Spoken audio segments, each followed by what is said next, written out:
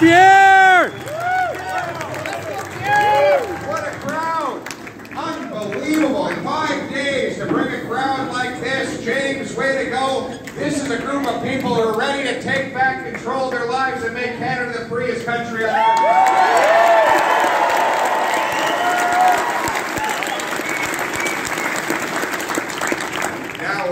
James, of course, a longtime friend of mine. He's been elected for 17 years, a farmer, a rancher, a businessman, a non-stop worker for the people of Manitoba. And, yeah, you can give him a round of applause.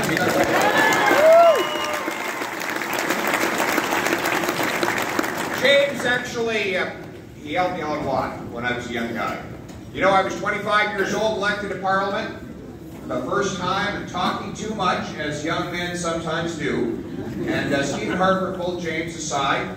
He said, James, will you have a word with this young man? You know, will you maybe take him into the office for a quiet moment of prayer and settle him down a little bit? So James brought me in. And as you know, James is a great outdoors, loves to fish. He had a big fish on the wall. And he said, Pierre, you see that fish up there? If he kept his mouth shut, he'd still be alive.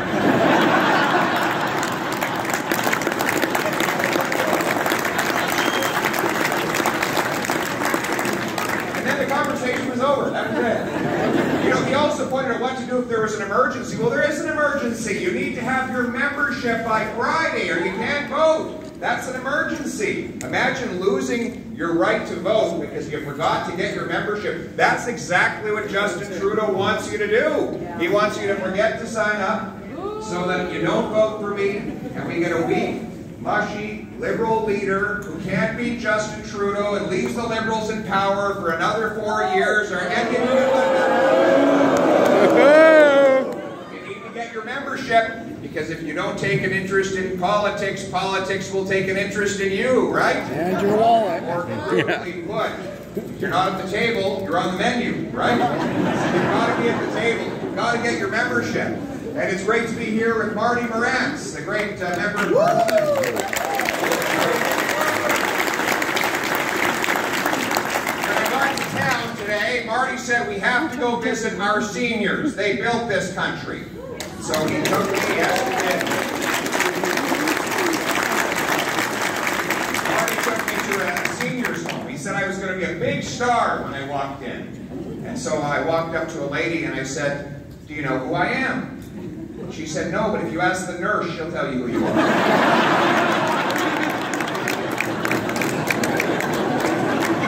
Thanks for that, Marty. It's good for the mighty to be made low, right? To be made humble by the people. We have to be humble, right? Because we are not the masters, we are the servants, and it's time that the politicians in Ottawa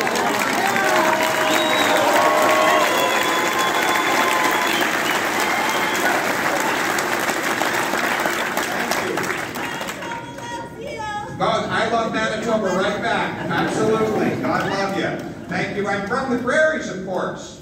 Born and raised in Calgary, Alberta. My folks are from any Calgarians here today. There's a few Calgarians. Yeah, and my folks are from Saskatchewan. I'm sure there's a few Saskatchewanians here. That's where you can take the boy out of the prairies, but never the prairies out of the boy, right? And, you know, you'll forgive me for having cheered for the Flames and the Stampeders. I'm getting myself in trouble here, I think. But my great-grandfather went from France directly to Saskatchewan, dans un petit village qui allait devenir Léoville, un village françaiscois, des francophones de la Saskatchewan. Et dans ce temps-là, on avait le Premier ministre Laurier. We had Prime Minister Laurier in charge. And someone asked Laurier, what is Canada's nationality?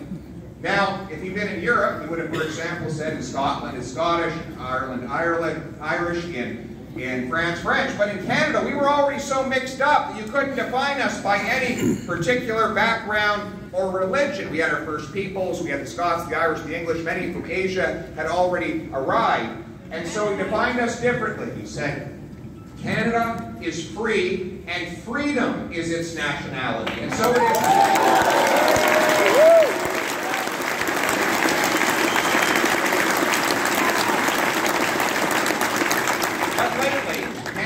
has not felt so free, has it? No!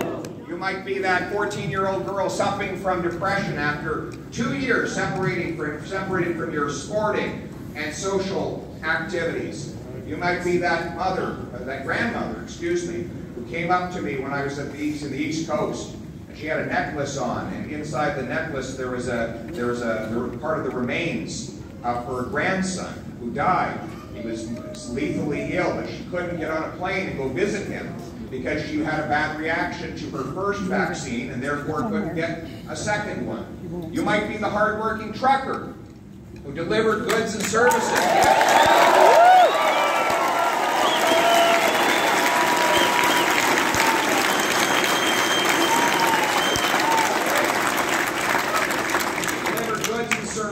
Across the border without a vaccine for 2 years while you were called a hero, and all of a sudden, as the rest of the world was lifting vaccine mandates, Trudeau brought in a new one, suggesting that a trucker who's in his truck all alone all day is going to spread a virus. Right? He kicked him out of his job, and when the trucker spoke up and protested, the government and the powerful cracked down.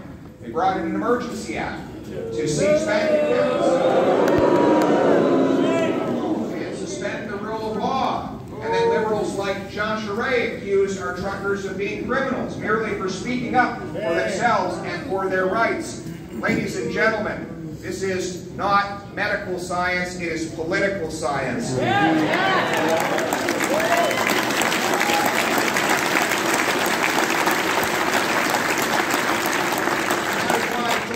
Conservative colleagues here to fight tooth and nail to put a permanent end to all of these vaccine mandates.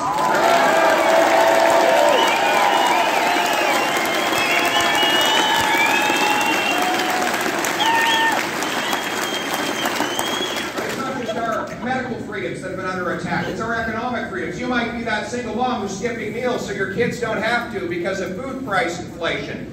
Or you might be like the guy I met in Northern Ontario, works as a miner, but couldn't afford to fill up his truck with gas to drive from Timmins to Thunder Bay to see his dying parents for one last time. You might be like the welder I met in St. John's, Newfoundland, who's taping up the holes in his work boots because he can't afford to buy new ones, even though he's a certified welder and works 6 days a week. Or you might be that 35-year-old living in your parents' basement because house prices have doubled in the last 7 years.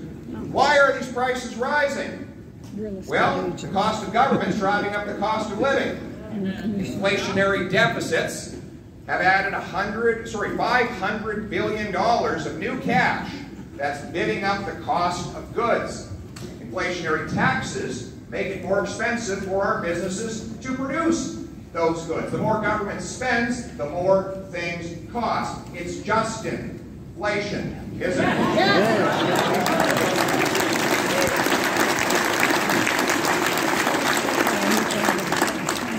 So what are we going to do about it? We're going to reverse the very policies that caused this inflation in the first place. First, Justin Trudeau has proposed $100 billion of new and additional spending above and beyond our core services that we cannot afford, and I will axe that $100 billion left fund.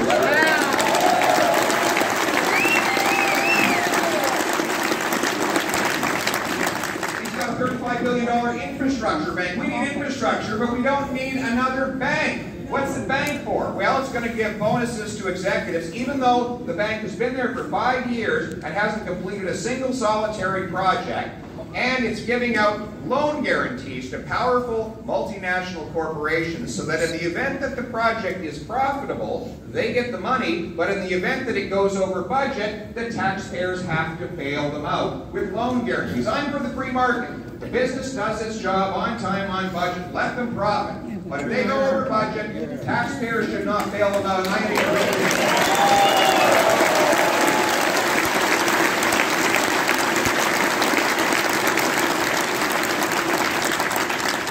Save $1 billion by defunding the CBC. Yeah!